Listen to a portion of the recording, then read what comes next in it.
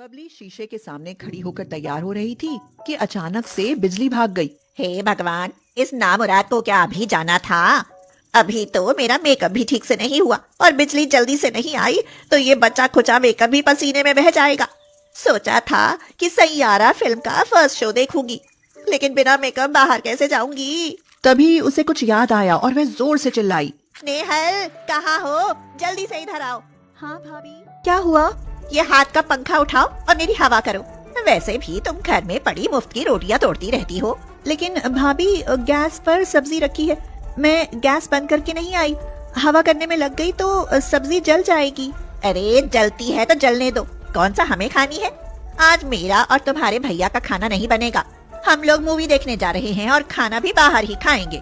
नेहल मायूस होकर बबली की हवा करने लगी। ऐसा उसके साथ पहली बार नहीं हुआ था। जब वह 19 साल की थी तब एक सड़क दुर्घटना में उसके माँ बाप मर गए थे। घर में नेहल अकेली रहती थी, इसलिए सत्यम को जल्दबाजी में बबली से शादी करनी पड़ी। सोचा था कि नेहल को सहारा मिल जाएगा, लेकिन बबली ने तो उसे नौकरानी बनाकर रख दिया। बबली तो फिल्म देखने चली गई, मगर नेहल बैठी हुई कुछ सोचती रही। नेहल ये सब सोच ही रही थी कि सब्जी जलने की गंध पूरे घर में फैल गई। तब तक बिजली भी आ चुकी थी। नेहल ने रसोई में जाकर देखा तो कढ़ाई में सारे आलू जले पड़े थे। नेहल आंखों में आंसू भरकर बोली, अब ये जली हुई सब्जी मुझे ही खानी पड़ेगी, नहीं तो भाभी मुझे अगले 2 दिन तक खाना नहीं देंगी। भगवान, तुमने मम्मी पापा को इतनी जल्दी क्यों छीन लिया? भैया पहले तो मेरी बात सुन भी लेते थे, लेकिन जब से भाभी आई है तब से तो भैया ने आंखों पर पट्टी बांध ली है। अगले दिन नेहल की सहेली अलका ने बाहर से आवाज दी, भाभी, बाहर से कुछ सामान मंगाना हो तो नेहल को मेरे साथ भेज दो, मैं बाजार जा रही हूँ। सही टाइम पर आ गई है, घर में कोई सब्जी भी नहीं है, इसे सब्जी लेने भेज देती हूँ। नेहल, अगर नींद पूरी हो गई हो तो अलका के साथ सब्जी ले आओ। ये लो 300 रुपए, और जितने पैसे बचे उतने मुझे वापस चाहिए। पता चले कि बाजार में चाट पकौड़ी खाओ। भाभी, आपको सारा हिसाब तो दे देती हूँ, पैसे बचेंगे तभी तो कुछ खाऊंगी। आप पहले ही गिने चुने पैसे देती हो। कितनी चालाक लड़की है, 2 की चीज 9 में बताकर हिसाब बता देती है और कहती है कि मैं कम पैसे देती हूँ। तो भाभी आप ही सब्जी ले आओ, मैं घर का काम निपटा लेती हूँ। हाँ हाँ, एसी छोड़कर तुम्हारा गर्मी में निकलने का मन क्यों करेगा? नेहल हर बात में उससे हार जाती थी। वह गुस्से में थैला उठाकर अलका के साथ बाजार चली गई। अलका ने उसका उदास चेहरा देखकर पूछा, क्या आज भाभी से फिर कुछ कहा सुनी हो गई नेहल? वो कब नहीं होती अलका, भाभी तो मुझे किसी तरह भी नहीं जीने देती। अरे तू चिंता मत कर नेहल, देखना तुझे बहुत अच्छा ससुराल मिलेगा जहाँ सब तुझे बहुत प्यार करेंगे। मुझे झूठे सपने मत दिखा अलका, टूट गए तो बहुत तकलीफ होगी। चल जल्दी से सब्जी खरीद लेते हैं, वरना भाभी 1-1 मिनट का हिसाब मांगेंगी। सत्यम ऑफिस से आया और बबली से बोला, अरे बबली, सुनो, तुम्हारी नजर में क्या कोई गरीब लड़की है? नहीं, लेकिन तुम्हें गरीब लड़की की क्या जरूरत है? अरे वो हमारे ऑफिस के जो चपरासी हैं ना, रामनाथ जी, उन्हें अपने बेटे के लिए एक गरीब लड़की चाहिए जो उनका घर संभाल सके। बबली खुश होती हुई बोली, अच्छा, अरे वैसे लड़का क्या करता है? लड़का भी एक प्राइवेट कंपनी में जॉब करता है, बाकी सरकारी नौकरी की तैयारी कर रहा है। वैसे भी सरकारी नौकरी अब मिलती किसे है? सुनो जी, आप वहाँ अपनी नेहल के रिश्ता क्यों नहीं कर देते? पागल हो क्या? अरे मेरी बहन का रिश्ता और एक चपरासी के बेटे से? नहीं नहीं, कभी नहीं। बेवकूफ मत बनो। अरे सोच कर देखो कि जब हम किसी गरीब आदमी को अपनी बेटी देंगे तो हमें ज्यादा खर्चा भी नहीं करना पड़ेगा। उनकी औकात के हिसाब से शादी होगी, फिर बचा हुआ पैसा आखिर हमारे और हमारे बच्चों के काम ही तो आएगा। अमीर लड़के से शादी करने के लिए कम से कम 20 लाख का बजट होना चाहिए। यहाँ तो लाख में किस्सा खत्म। हाँ। सत्यम के दिमाग में बात बैठ गई और अगले दिन ही उसने रामनाथ के परिवार को अपने घर बुला लिया। उन लोगों को नेहल पसंद आ गई और अतुल के साथ नेहल का रिश्ता पक्का हो गया। नेहल के माता पिता अच्छी खासी प्रॉपर्टी छोड़कर गए थे और सत्यम की नौकरी भी अच्छी थी। ऐसे में नेहल एक चपरासी के घर की बहू बनने जा रही थी। शादी के बस 2 ही दिन बचे थे। नेहल, मेहंदी की रस्म कल है और तुम अभी से दुल्हन की तरह बैठ गई। चलो जल्दी से मेरी ग्रीन ड्रेस पर प्रेस कर दो, कल मैं यही पहनूंगी। ठीक है भाभी, लाओ मैं कर देती हूँ। नेहल प्रेस करती हुई ख्यालों में खोई हुई थी। अगर आज मेरे माँ बाप जिंदा होते तो किसी अमीर घराने में मेरी शादी करते, लेकिन भैया भाभी वो तो मेरी शादी एक चपरासी के बेटे से कर रहे हैं। वह सोच ही रही थी कि प्रेस से बबली की ड्रेस जल गई। नेहल घबराती हुई उठी और बोली, भाभी सॉरी, शायद प्रेस ज्यादा गर्म हो गई थी इसलिए आपकी ड्रेस मुझसे जल गई। बबली गुस्से में तमतमाती हुई बोली, अरे प्रेस ही क्या, मुझसे तो तुम भी जलती हो, तभी तो मेरी 3000 की ड्रेस जला दी। अब तुम्हें इसकी सजा जरूर मिलेगी। बबली ने प्रेस उठाई और तपाक से नेहल की कमर पर लगा दी।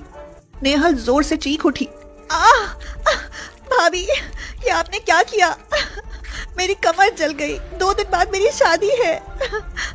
ये मैंने तुम्हें सबक सिखाया है, आज के बाद मेरा क्या तुम किसी का भी कपड़ा नहीं जलाओगी। और खबरदार अगर ये बात अपने भैया से कही तो, नहीं तो शादी से पहले तुम्हारा मुंडन कर दूंगी। नेहल जानती थी कि बबली कुछ भी कर सकती है, इसलिए वह बेचारी चुपचाप दर्द बर्दाश्त करती। नेहल और अतुल की साधारण तरीके से शादी हो गई। वह ससुराल गई तो देखा कि अतुल का घर दुल्हन की तरह जगमगा रहा था। रानो नेहल की नजर उतारती हुई बोली, भगवान तुम्हें बुरी नजर से बचाए और तुम्हें सारी खुशियां दे। बहू अपने शुभ कदम अंदर रखो। नेहल अंदर आ गई और रानो के पैर छुए।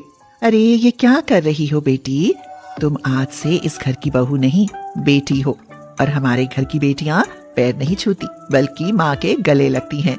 ये कहकर रानो ने नेहल को अपने गले लगा लिया। नेहल को अपनी माँ की याद आ गई और उसकी आंखें भर आईं। रानो ने उसकी पीठ पर हाथ रखते हुए कहा, बस बेटी ये आंसू पोंछ लो, मैं तुम्हारा दर्द समझती हूँ, आज से तुम मुझे ही अपनी माँ समझो। रानो ने जैसे ही उसकी पीठ सहलाई, नेहल की तो चीख निकल गई। अरे क्या हुआ बेटा, पीठ पर चोट लगी है क्या? अब नेहल कैसे बताती कि अभी 2 दिन पहले ही उसकी भाभी ने प्रेस से उसकी पीठ हिचकिचाते हुए बोली, नहीं माँ जी, जब से हल्दी लगी है तब से कमर पर कुछ एलर्जी हो गई है, जिसे छूने से भी दर्द होता है। अतुल बहू को कुछ देर आराम करने दे और फिर किसी अच्छे डॉक्टर से इसकी दवाई ले आ। नेहल अपने कमरे में चलो, वहीं आराम करना। नेहल सबका प्यार पाकर बहुत खुश थी। उसने सोचा भी नहीं था कि उसे इतना अच्छा ससुराल मिलेगा, सब उसे पलकों पर बिठा कर रखेंगे। इसी तरह उनकी शादी को 3 महीने बीत गए। बबली को ये जानने की इच्छा होने लगी कि एक चपरासी के घर में नेहल किस तरह रह रही होगी। वह सोचने लगी कि उसे ना ढंग का खाने को मिलता होगा और ना पहनने को। यही जानने के लिए वह एक दिन नेहल की ससुराल पहुंच गई। बबली को देखते ही नेहल का चेहरा उतर गया। भाभी आप यहाँ अचानक, बताया भी नहीं। ये कैसी बात कह दी तुमने नेहल, क्या अपनों के घर भी बता कर आना पड़ेगा? अरे बेटा इसे अपना ही घर समझो, जब मन करे तब आओ। नेहल बेटा अपनी भाभी के लिए चाय नाश्ता ले आओ। अरे फॉर्मेलिटी की जरूरत नहीं है, अब आई हूँ तो 1-2 दिन रुक कर ही जाऊंगी। दरअसल कई दिनों से तबीयत खराब है, वहाँ तो कोई है नहीं, सोचा कि यहीं आ जाती हूँ, कम से कम यहाँ नेहल तो है मेरा ख्याल रखने के लिए। हाँ भाभी आप आराम करो, मैं आपके लिए चाय बना कर लाती हूँ। बबली चाय पी ही रही थी कि रामनाथ अंदर आया और बोला, अरे नेहल बेटा जल्दी से बाहर आओ, देखो मैं तुम्हारे लिए क्या लेकर आया हूँ। आई बाबूजी। देखा बबली, मैं सामने बैठी हूँ, मेरे लिए कुछ नहीं, बस हर दम नेहल नेहल की रट लगाए रखते हैं। बेटा आज मेरा बोनस मिला था तो सोचा कुछ पैसे और मिलाकर बहू के लिए एक हार बनवा दूं, बस वही लाया हूँ। देखो बेटा तुम्हें पसंद है ना? नेहल खुशी के मारे रो पड़ी। वह बोली, बाबूजी आप बहुत अच्छे हो। रानो ने भी उसे हार पहनाकर उसे गले लगा लिया। उन लोगों का इतना प्यार देखकर बबली तो जल भुन गई। वह 3 दिन उनके घर रुकी। रानो देख रही थी कि बबली हमेशा उससे जली कटी बातें करती है, उस पर ताने कसती है। नेहल ने नाश्ते में पकौड़े बनाए और सबको परोस दिए। नेहल क्या तुम्हारे घर में बेसन नहीं है? क्या पकौड़े ऐसे बनते हैं? आलू में ठीक से बेसन भी नहीं है। लगता है गरीब घर में आकर तुम खाना पकाना ही भूल गई। रानो चुपचाप सुनती रही। नेहल उसके लिए दूसरे पकौड़े बना लाई, लेकिन चाय रखते समय नेहल के हाथ से कप छूट गया और बबली के कपड़े खराब हो गए। बबली गुस्से में बोली, तुम मेरे घर में होती ना तो गरम चाय तुम्हारे सिर पर डाल देती, बदतमीज कहीं की। रानो भी अब गुस्से में चिल्लाई, बस बहू ये तुम्हारा नहीं, मेरी नेहल का घर है। चाय उसने जानबूझकर नहीं गिराई, गलती से गिर गई। और तुम्हारी हिम्मत कैसे हुई मेरी बेटी से इस तरह बात करने की? बबली ये सब देखकर हैरान रह गई। वह चुपचाप वहाँ से नाश्ता किए बिना ही खिसक ली। नेहल की आंखों में मायके से ज्यादा अपने गरीब ससुराल में अपनी केयर देखकर आंसू छलक आए। नेहल, हम लोग शादी से पहले ही जान चुके थे कि तुम्हारी भाभी तुम्हें परेशान रखती हैं, इसलिए हमने तुम्हें मायके नहीं भेजा। और आज के बाद तुम कभी मायके नहीं जाओगी। नहीं जाऊंगी, क्योंकि अब यही मेरा मायका है और यही ससुराल। आपसे ज्यादा मेरी परवाह भला कौन करेगा। उसके बाद नेहल ने आंसू पोंछे और सबके साथ बैठकर नाश्ता करने लगी।